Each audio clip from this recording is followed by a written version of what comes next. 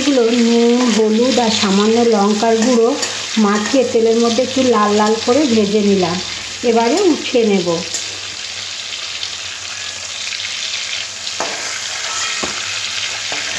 বাকি চিংড়ি মাছগুলো একইভাবেই ভেজে নেব।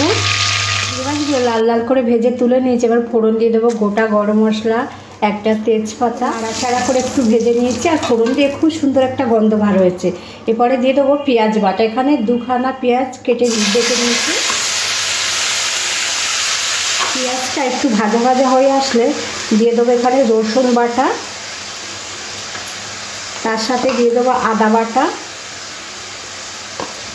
এবার খুব ভালো করে কষে নেব যাতে আদা রসুনের কাঁচা গন্ধ না থাকে। আদা রসুন ভালো করে কষা হয়ে গেলে কিছু গুঁড়ো মশলা এখানে অ্যাড করব। যেমন রঙের জন্য দিয়ে দেবো হলুদ গুঁড়ো, লঙ্কার গুঁড়ো,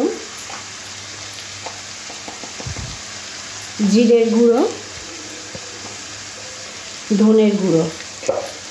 আপনারা পুরো ভিডিওটা দেখবেন, তাহলে কতটা মশলা দিচ্ছি আপনারাও তাহলে পুরো বুঝতে পারবেন, মাপটা বুঝতে পারবেন মশলার। এবার জল দিয়ে দেব মশলা দেওয়া।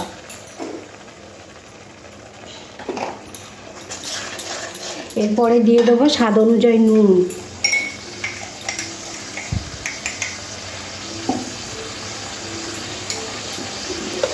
আর দিয়ে দেবো সামান্য একটু চিনি। সমস্ত কিছু আরও একবার ভালো করে মিশিয়ে নেব। মশলাটা খুব সুন্দর কষা হয়ে গেছে আর মশলা দিয়ে তেল ছেড়ে দিয়েছে। এরপরে দিয়ে দেবো নারকেলের দুধ।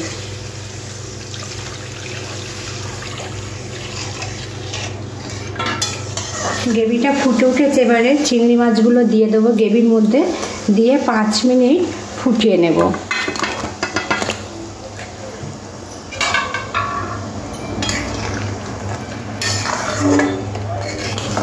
5 মিনিট পরে চলে এসেছি। একদম চিংড়ি মাছের মালাইকারিটা একদম রেডি হয়ে গেছে। বানানো খুবই সহজ আর খেতে খুবই ভালো হয়। আশা করছি এই রেসিপিটা সবার খুব পছন্দ হবে। পছন্দ হলে লাইক, শেয়ার, কমেন্ট করবে।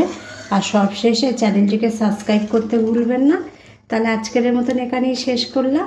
আবার দেখা হবে নতুন রেসিপিতে। আর নামাবার আগে একটু গরম মশলার গুঁড়ো দিয়ে দেবো, দিয়ে গ্যাসটা অফ করে দেবো।